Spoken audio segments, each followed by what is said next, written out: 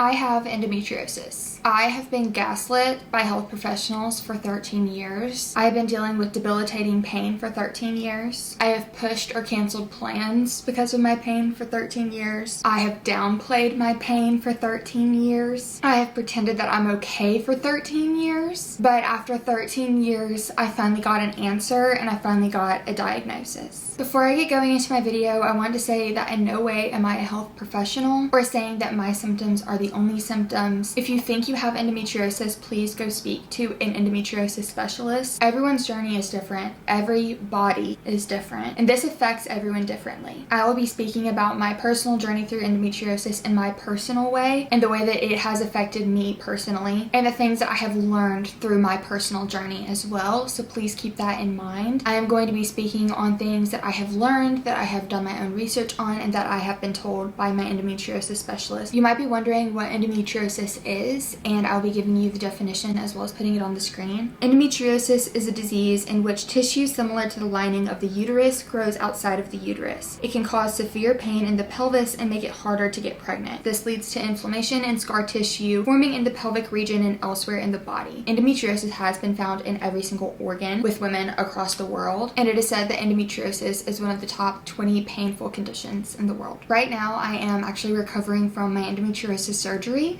and I don't even know why I'm getting emotional about it. It's like all good things. As of now, the only way to properly diagnose and make sure you have endometriosis is by surgery. I actually got to participate in a research study going on right now if the endometriosis will show up in women's blood, like certain things within the woman's blood. So there's like ongoing research, but there is not enough research done with endometriosis, and I think that's why I'm so upset and I have such an issue with it because of how I've been treated within the healthcare field about it.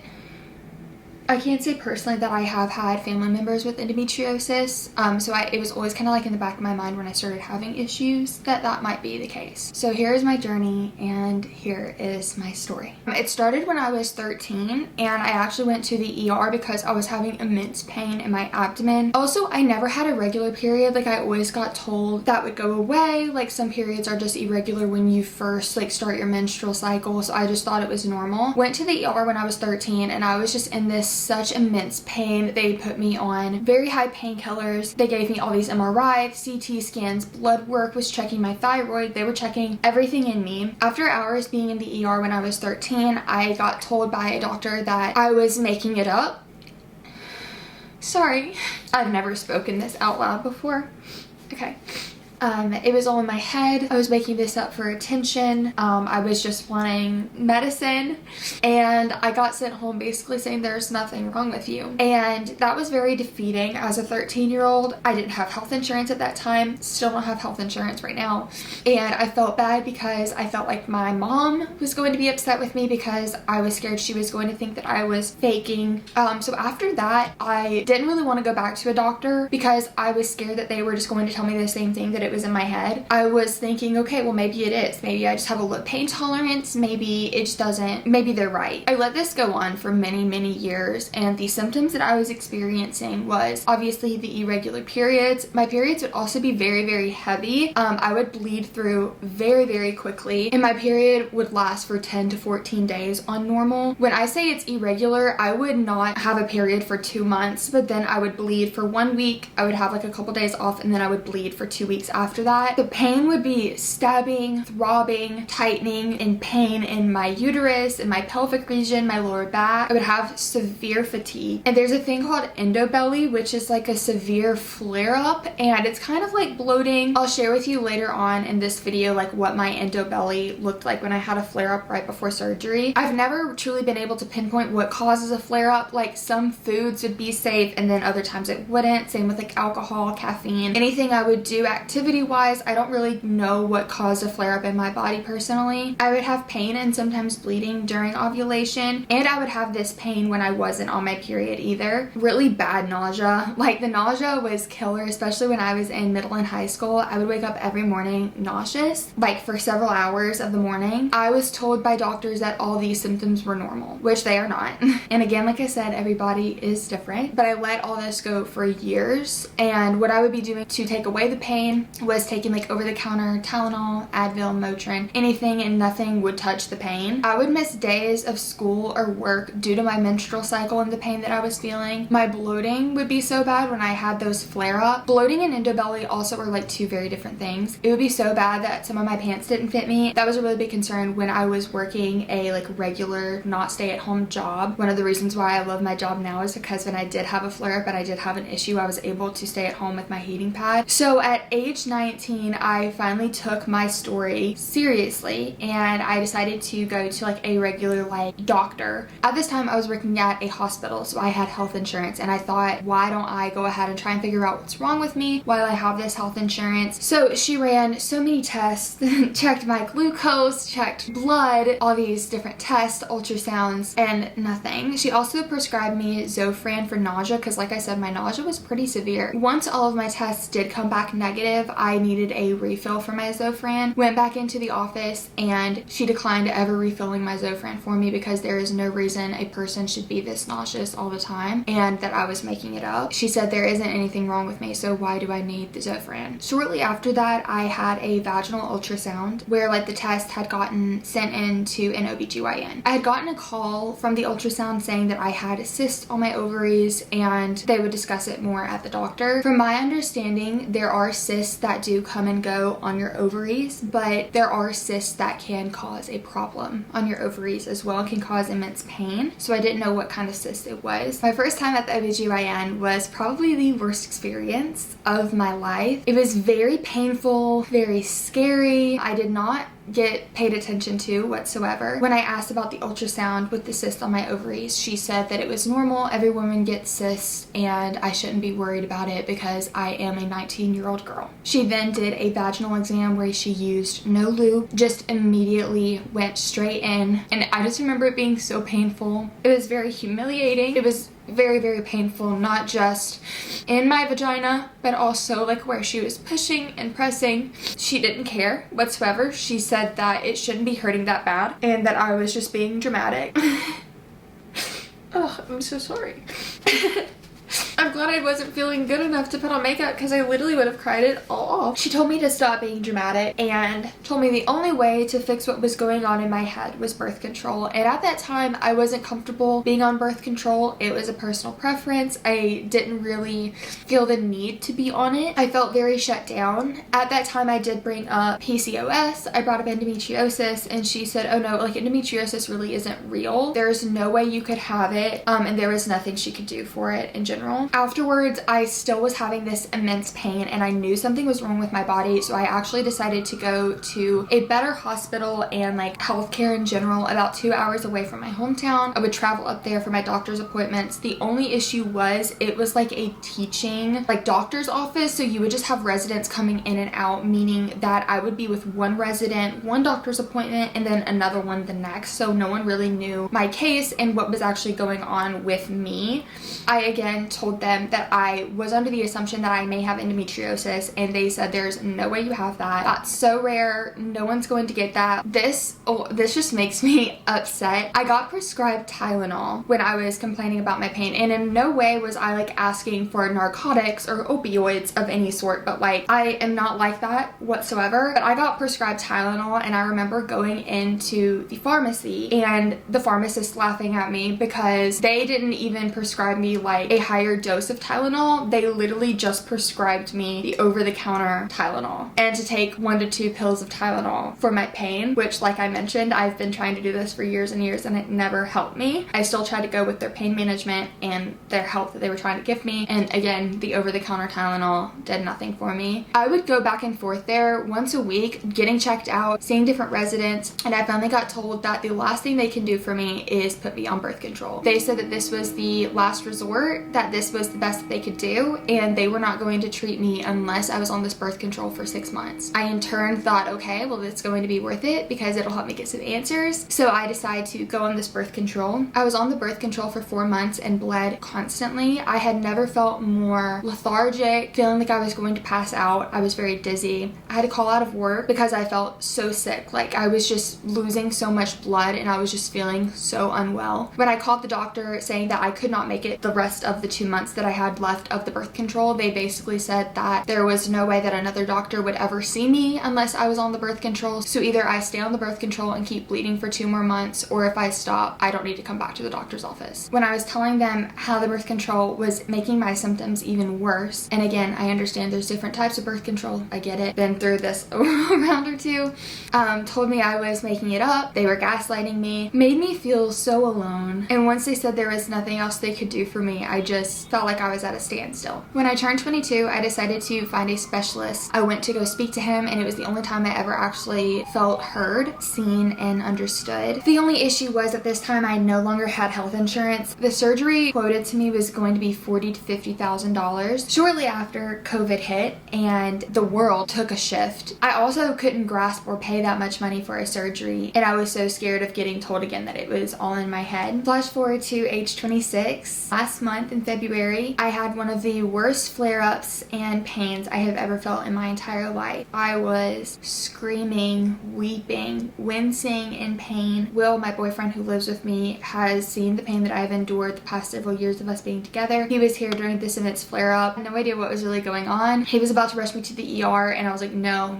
Like, I'm not going to the ER. There is no way I'm dealing with that again. I would much rather feel what I was feeling that night in my bed and just have whatever happened to me and then be humiliated again. After that, I just started to feel like something's not right with my body. When I was traveling to Atlanta to speak at a pageant conference, I had an emotional breakdown the last night there, and I was just in so much pain, and I was like, something is wrong. Something is very wrong with my body. Here is the raw clips of that night in February. I'm literally like on the verge of tears right now. Also, if you see this, it says welcome Travis.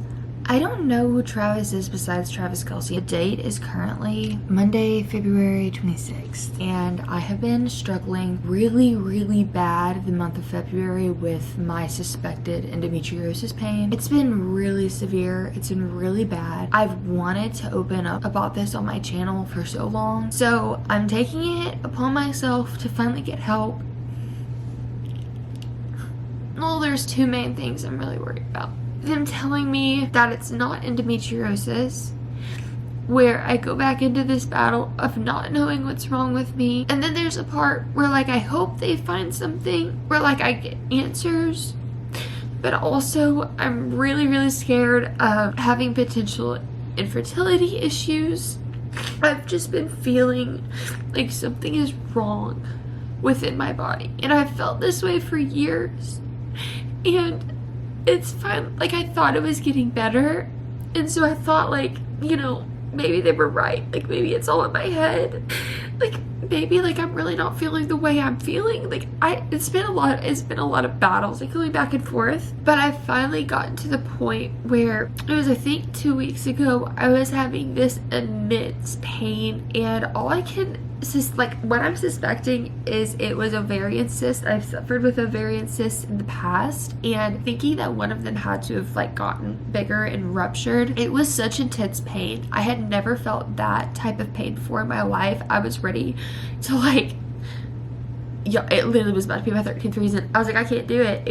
I was screaming, sobbing, but it was really difficult for me. So I finally took the initiative today. I requested an appointment with a specialist in Manhattan, and I'm just really nervous and I'm scared. Like, I don't know what's wrong. I really don't, but I know something's not right. I just want to feel better because I feel stupid. I feel so stupid. Making that appointment may be simple to someone from the outside, but to me, that appointment has been needing to be made since the end of 2020. Oh, I self-tanned my face and now I'm weeping it off. A woman in my life who I like to call my fairy godmother, she knew I was struggling with this as well, and she actually had endometriosis and knew of the doctor here in the city who is the best surgeon in the world for endometriosis, and told me, Lauren, you have to reach out to him. You have to go. You need to get answers. He can help you. So I decided to book my appointment a couple days later. So I went to my first doctor's appointment in Manhattan to speak to the surgeon and just get evaluated. It is Tuesday, March 12th. Hello, baby AO. And I have my endometriosis doctor's appointment today, and I'm really nervous. I'm also like gonna be sharing like the cost of everything too, because I don't know like if anyone else is like wondering. So basically the doctor that I found, they don't accept insurance. Like it's just like there's a word that I'm trying to think of that I can't really think of. So basically like no matter if you have insurance or not, like you're going to be paying the same thing, which is nice for me because I personally don't have health insurance. Live, laugh, love America. This doctor's appointment is $700. Again, just sharing this like if anyone is interested. But I'm just gonna like update you on like what they say, what happened, and hopefully we'll get some sort of answer. I filled out like all of like my health history and like all the forms and everything last night. Will actually is off of work today, which is so nice. He gets like 2 days off of work fully every week. So today is one of the days that he's off.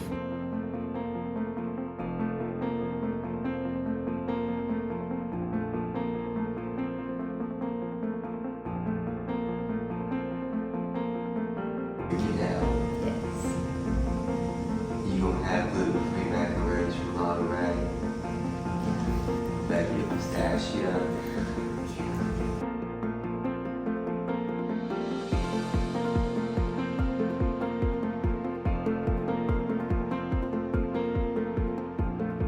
Okay, so let's debrief today and like go into the whole doctor's appointment. I'm feeling very anxious right now. Overall, I was very impressed with the doctor and like the whole entire office. Like they were so nice. Keep in mind, I have been told that this is like all in my head and like this isn't real for literally over a decade now. So it was just like very nice to go into a building and then be just like so understanding and so nice. They did do an internal ultrasound and I started feeling like really bad pain on my left side, and I was like, I'm wondering if this is where my cyst is because I've had suspicions of like an ovarian cyst, and lo and behold, guess who has a cyst on her ovary, her left ovary? Me. We should really name her something. Basically, he said it was kind of like a spur, like a spiky cyst on my ovary. Also in the internal ultrasound, they found a polyp in my uterus, and they found like a few other things that they really didn't tell me about, and that's all I can really say about it. So we went to his office afterwards, and he basically suggested surgery. Like that was basically the only really option that I had, and I knew this because I've been dealing with this for so many years, and I was expecting to get put into surgery. Like I want to know like for sure. So we scheduled the surgery, and it is a week away.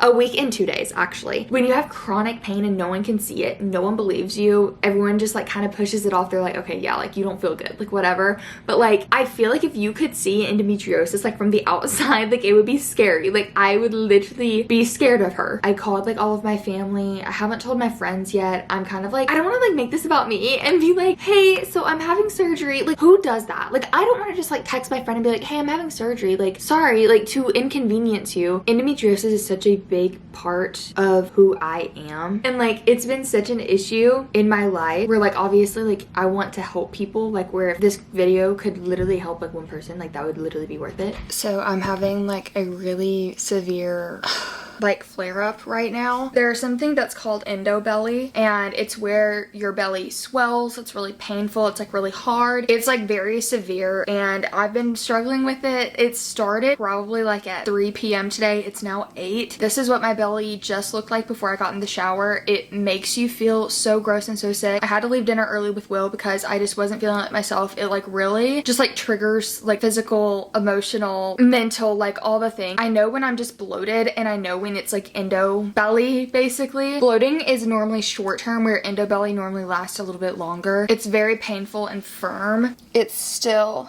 very like, this is not my typical belly at all. It's very stiff, and truthfully like I was tempted not to even post this, and it makes me literally emotional. I'm just really hoping after my surgery is in a few days. It's Sunday. My surgery is scheduled for Thursday. I'm just really hoping that I can get some relief, because this, you never know like when it's going to flare up.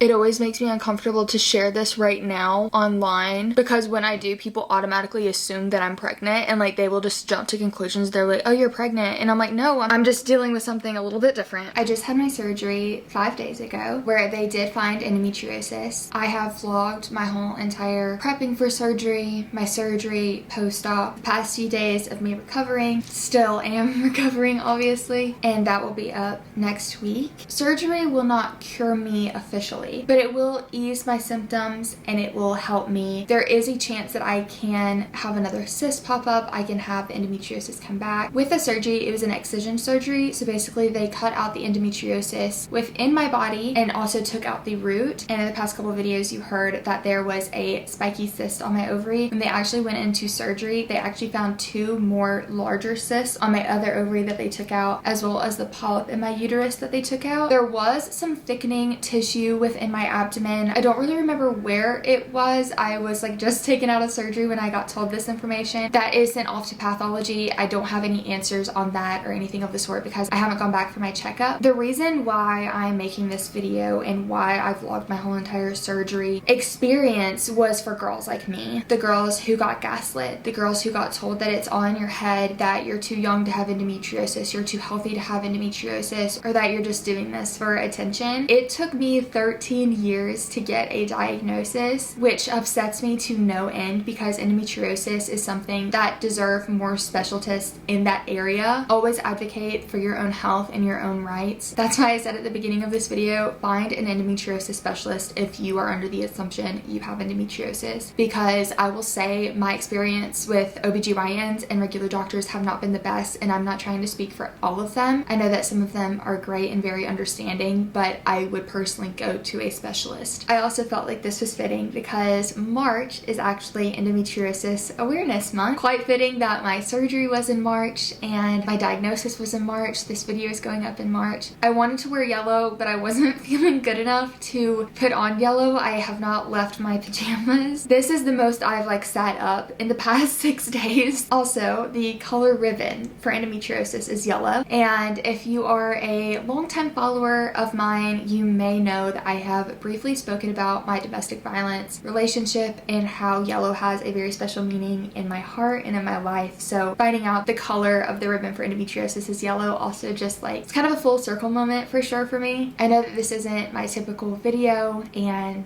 I hope y'all are accepting the vulnerability. If you're going through this, just know that you are not alone. Always be careful on commenting on other people's health and their conditions. I personally decided not to share my story until a week after my surgery just because I did want to keep it private. This was something that I obviously was really struggling with. I'm going to be struggling with this for the rest of my life, and this is starting to hurt, so I need to wrap this video up. Just know that everybody is going to be dealing with pain and surgery. These surgeries are so different for every single person.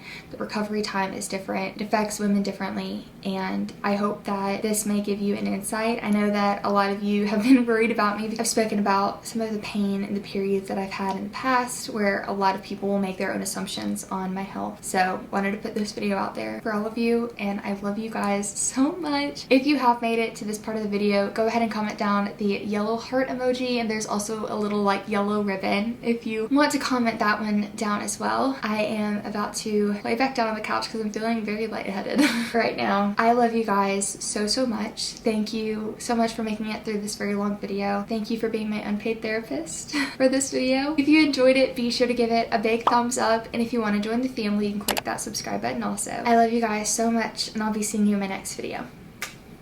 Bye. 'Cause you know that